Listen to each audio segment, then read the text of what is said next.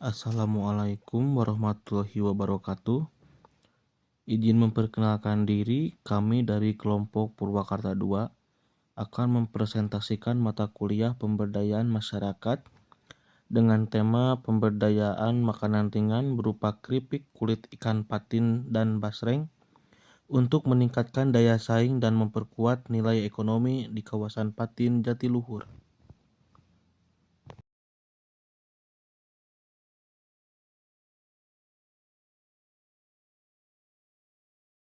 Laporan kegiatan praktik mata kuliah pemberdayaan masyarakat dengan dosen pembimbing Bapak Rizal Ilbert, SSMM. Kami, kelompok Purwakarta II, bekerjasama dengan UMKM, Keripik Kulit Ikan Patin dan Basreng Cetitin. Universitas Terbuka 2026. Kelompok Purwakarta II beranggotakan 9 orang. Dimas Firmansyah sebagai ketua, Rina Amelia sebagai sekretaris 1, Natasha Auladi Patiha sebagai bendahara 1, M. Zamzam Nurjaman sebagai seksi acara dan program, Andri Permana sebagai sekretaris 2, Putri Yuniar sebagai seksi perlengkapan dan logistik, Faza Ardan Azka sebagai bendahara 2, Firly Nur Febrianti sebagai seksi perlengkapan dan logistik, Reni Mariani sebagai seksi acara dan program.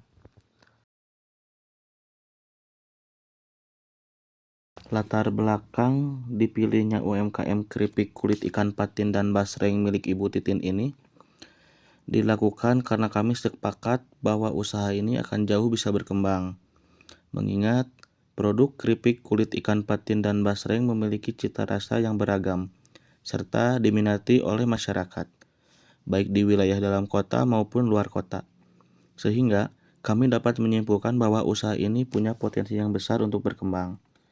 Namun, setelah kita mencari info langsung kepada ownernya, ternyata usaha produk makanan ini hanya berfokus pada pemasaran offline, sehingga kami sepakat untuk memperkuat pemasaran online agar pemasaran produk ini dapat berkembang dengan secara pesat. Berdasarkan hasil observasi dan wawancara kami terhadap pelaku UMKM, ditemukan beberapa permasalahan yang dihadapi oleh mitra dalam menjalankan usahanya. Di antaranya yaitu yang pertama adalah produksi masih dilakukan secara insidental. Artinya proses produksi dilakukan ketika stok mulai habis, sehingga persediaan barang tidak stabil dan belum mampu memenuhi permintaan pasar secara optimal. Yang kedua, belum adanya manajemen administrasi dan keuangan yang baik, yang artinya adalah pengelolaan usaha masih dilakukan secara sederhana tanpa pencatatan keuangan yang terstruktur sehingga pelaku usaha mengalami kesulitan dalam mengontrol pemasukan, pengeluaran, dan keuntungan usaha. Yang ketiga adalah pemasaran produk masih terbatas, yaitu produk hanya dipasarkan secara offline melalui penitipan di warung atau toko sekitar, sehingga jangkauan pasar masih sempit dan belum mampu menjangkau konsumen yang lebih luas. Yang keempat adalah belum memiliki identitas usaha yang jelas. Tempat produksi belum memiliki banner, pelang, maupun identitas jenis usaha lainnya. Maka bisa dipastikan ketika orang datang mungkin akan kesulitan untuk mencari lokasi produksi tersebut. Yang kelima adalah belum memanfaatkan media digital untuk pemasaran. Mitra belum memiliki akun medsos maupun toko online sebagai sarana promosi dan penjualan produk. Padahal di era digital sekarang itu sangat penting untuk meningkatkan daya saing UMKM di era digital. Dari berbagai permasalahan yang dihadapi mitra, terdapat masalah yang dapat dipecahkan melalui program pemberdayaan masyarakat, yaitu yang pertama adalah meningkatkan sistem produksi agar lebih terjadwal dan berkelanjutan. Sehingga sekarang itu tidak melakukan secara insidental lagi. Jadi proses produksi berjalan terus-terusan agar dapat berkelanjutan hasilnya, Pak. Yang kedua adalah membantu mitra dalam penyusunan administrasi. Berbagai permasalahan yang dihadapi mitra Terdapat beberapa masalah yang dapat dipecahkan melalui program pemberdayaan masyarakat, yaitu: 1. Meningkatkan sistem produksi agar lebih terjadwal dan berkelanjutan, yaitu agar produk dapat tetap ada stok secara berkontinu. Yang kedua adalah membantu mitra dalam penyusunan administrasi dan pencatatan keuangan sederhana. Kita telah melakukan sosialisasi dengan keluarga pemilik UMKM agar dapat memanage keuangan pemasukan, pengeluaran, dan keuntungan secara baik.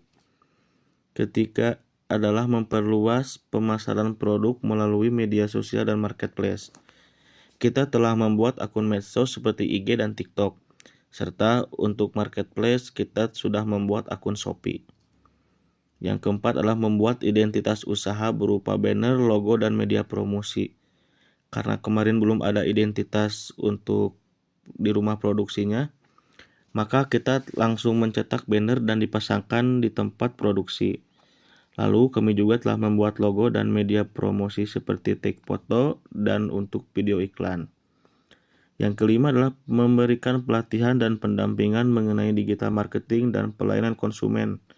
Tentunya kita mulai dengan sosialisasi digital marketing dan juga pelayanan offline yang baik dan menarik tentunya, Pak. Tujuan pemecahan masalah. Yang ke-1 adalah meningkatkan kapasitas produksi UMKM dengan target produksi dilakukan secara rutin, minimal 1 kali seminggu sehingga persediaan produk lebih stabil.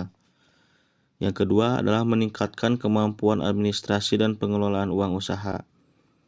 Yang ketiga adalah meningkatkan jangkauan pemesanan produk dengan target terbentuknya minimal 3 akun medsos atau marketplace seperti Instagram, TikTok, Shopee, dan untuk pemasaran produk. Yang keempat adalah meningkatkan identitas dan branding usaha dengan target tersedianya banner dan pelang usaha serta desain logo dan kemasan produk yang lebih menarik. 5. Meningkatkan pengetahuan dan keterampilan digital marketing mitra dengan target mitra mampu mempromosikan produk secara mandiri melalui media digital dan membuat konten promosi sederhana. Yang keenam adalah meningkatkan penjualan dan daya saing produk UMKM dengan target meningkatnya jumlah konsumen dan perluasan wilayah pemasaran produk, baik di dalam maupun di luar Kabupaten Purwakarta.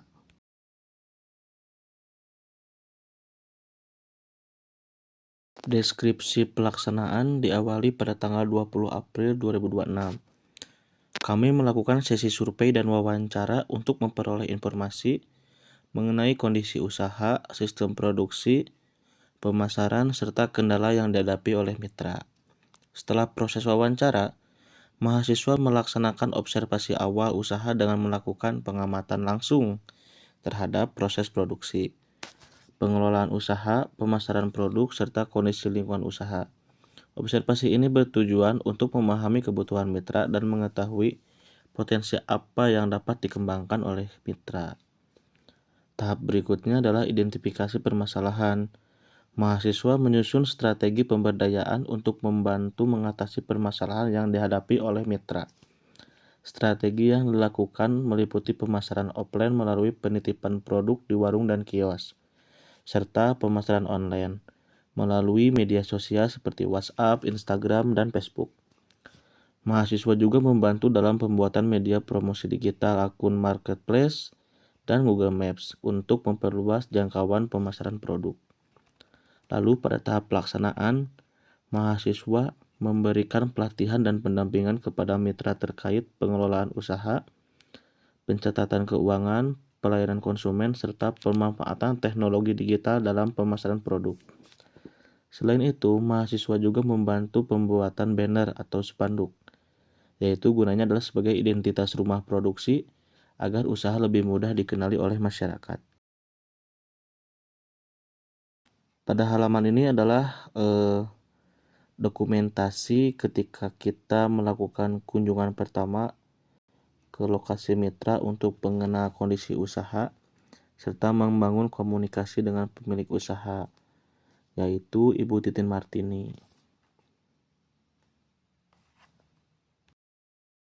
Di sini kami melakukan sesi wawancara dan juga survei terhadap apa yang terjadi di dapur. Misalkan contoh seperti dalam tanda kutip kita mencari tahu cara atau alat apa yang digunakan oleh Ibu Titin dalam memproduksi produk tersebut.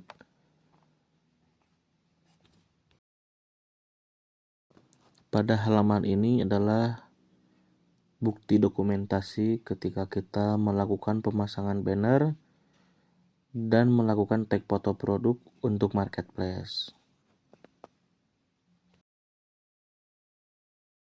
Lalu berikutnya adalah dokumentasi hasil pembuatan akun Shopee, Instagram, Qris, TikTok, Google Maps, dan sosialisasi cara penggunaannya. Di halaman ini adalah bukti dokumentasi ketika kita menyerahkan nota dan stempel untuk keperluan penjualan dan bukti transaksi.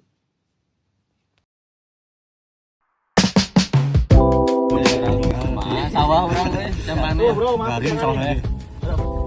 garing soalnya. Terus tadi Tadi udah lama banget, udah kepanasan tuh. saya gabut nih, ngemil dong. Apa tuh? Ada info cemilan yang enak yang dari sebelah sana nih. Apa tuh? Kalau nggak salah namanya keripik kulit ikan patin Cetitin.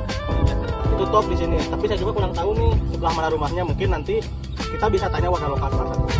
Kalau mau, daripada gabut kita kesana dulu yuk. Ayo, gas. Kita cari dulu ikan. Oh ini kawasan ikan patin. Kira-kira kemana lagi ya? Permisi mau tanya, kalau yang jual keripik ikan patin di mana ya Bu? Di sana Teh ada.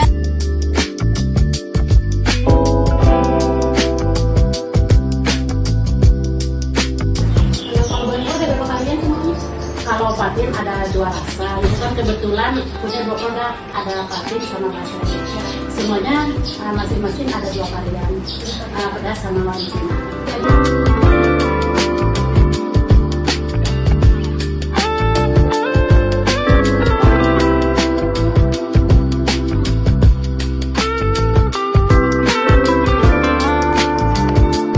Totalnya jadi 200.000. Mau cash boleh, mau TF boleh. Itu nomornya ada di situ.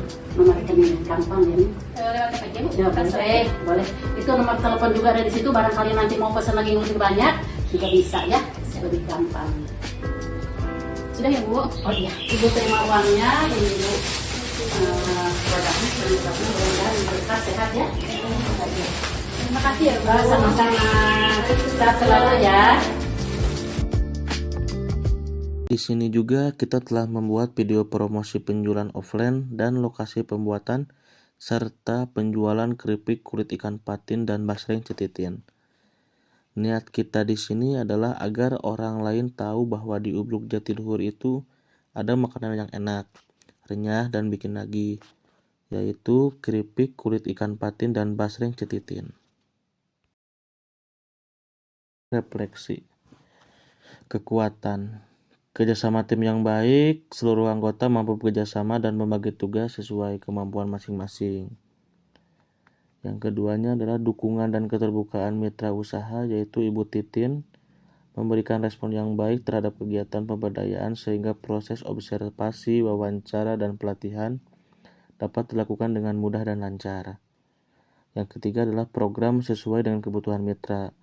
Program yang dilaksanakan berfokus pada permasalahan nyata yang dihadapi oleh UMKM. Contohnya mungkin seperti pemasaran digital dan pengolahan usaha sederhana sehingga hasil kegiatan lebih bermanfaat dan tepat sasaran. Lalu berikutnya adalah penerapan teknologi digital. Adanya pembuatan media sosial, marketplace, banner usaha, dan media promosi menjadi langkah awal dalam meningkatkan daya saing UMKM di era digital. Yang kelima adalah mahasiswa memperoleh pengalaman lapangan. Tentunya kegiatan MKPM ini memberikan dampak pengalaman langsung kepada mahasiswa dalam berinteraksi dengan masyarakat, melakukan observasi, serta membantu menyelesaikan masalah kecil pada usaha nyata. Di sisi lain kekuatan, ada juga kelemahan. Mungkin yang pertama adalah waktu pelaksanaan yang terbatas. Durasi kegiatan yang relatif singkat membuat pendampingan kepada mitra belum dapat dilakukan secara maksimal dan berkelanjutan. Yang kedua adalah pembagian waktu. Kesulitan kami membagi waktu observasi penelitian sehingga pelaksanaan selalu mepet. Dikarenakan mungkin beberapa mahasiswa ada yang bekerja. Jadi kita sulit untuk mencocokkan waktu karena libur kita berbeda. Tapi sebenarnya itu tidak boleh menjadi alasan untuk kita tetap kompak selanjutnya. Lalu yang ketiga adalah keterbatasan pengalaman mahasiswa. Beberapa anggota kelompok seperti saya pribadi misalkan masih memiliki keterbatasan dalam memberikan pendampingan terkait digital marketing dan pengelolaan usaha secara profesional. Lalu yang keempat adalah adaptasi teknologi mitra. Mitra masih memerlukan waktu untuk memahami dan membiasakan penggunaan media sosial serta marketplace dalam pemasaran produk. Karena mungkin pada dasarnya yang mempunyai UMKM ini adalah ibu-ibu yang mungkin jarang pegang HP.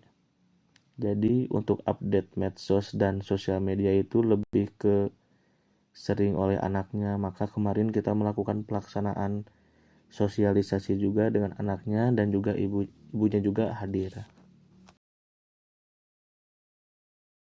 Di kegiatan ini mungkin yang pertama adalah kita harus dapat mengubah pola pemasaran dari yang tradisional ke digital. Karena kebanyakan mitra yang berada di wilayah pedesaan itu kebanyakan memakai sistem pemasaran offline. Maka dari itu kita harus bisa memberikan pemahaman teknologi dan konsistensi juga dalam penggunaannya agar mereka bisa berubah dari tradisional ke digital online. Yang kedua adalah meningkatkan kesadaran pentingnya administrasi usaha. Karena kebanyakan mitra di kita itu tidak mementingkan apa itu administrasi usaha. Jadi mereka itu lebih berfokus kepada membuat produk lalu menjual, tanpa mementingkan administrasi usaha. Yang ketiga adalah persaingan usaha makanan ringan yang cukup tinggi. Mungkin dengan banyaknya produk ringan di pasaran menjadi tantangan dalam meningkatkan daya tarik dan daya saing produk keripik, kulit ikan patin, dan basreng. Mungkin kita harus lebih kreatif dalam segi pemasarannya. Lalu konsistensi pelaksanaan program. Menjaga keberlanjutan program setelah kegiatan ini menjadi tantangan agar perubahan yang telah dilakukan dapat terus diterapkan oleh mitra. Untuk kesimpulannya adalah pelaksanaan kegiatan MKPM ini telah memberikan dampak positif dalam pengembangan usaha mitra. Melalui program pendampingan mahasiswa membantu meningkatkan identitas usaha, memperluas pemasaran melalui medsos, dan memberikan edukasi mengenai pengelolaan dan promosi produk. Kegiatan ini tidak hanya membantu meningkatkan daya saing UMKM, tetapi memberikan juga pengalaman nyata bagi kami mahasiswa dalam mencoba menerapkan ilmu pemberdayaan masyarakat secara terjun langsung di lingkungan masyarakat. Sarannya adalah mitra diharapkan dapat terus mengembangkan pemasaran digital melalui medsos dan marketplace agar jangkauan penjualan semakin luas. Selain itu, pengelolaan administrasi dan keuangan usaha perlu dilakukan secara teratur untuk mendukung perkembangan usaha yang berkelanjutan. Bagi mahasiswa, kegiatan MKPM ini dapat diharapkan menjadi pengalaman pembelajaran yang dapat meningkatkan kemampuan kerjasama, komunikasi, dan kepedulian terhadap pemberdayaan masyarakat serta pengembangan UMKM lokal. Cukup sekian presentasi dari kelompok 2 Purwakarta. Mohon maaf jika ada kekurangan. Akhir kata saya ucapkan terima kasih. Wassalamualaikum warahmatullahi wabarakatuh.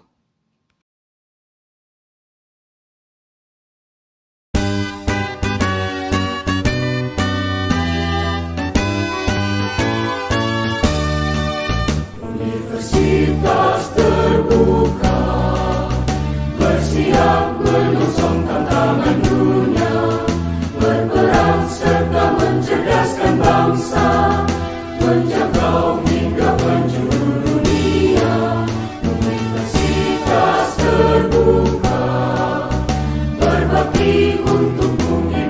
dihakimi menuntut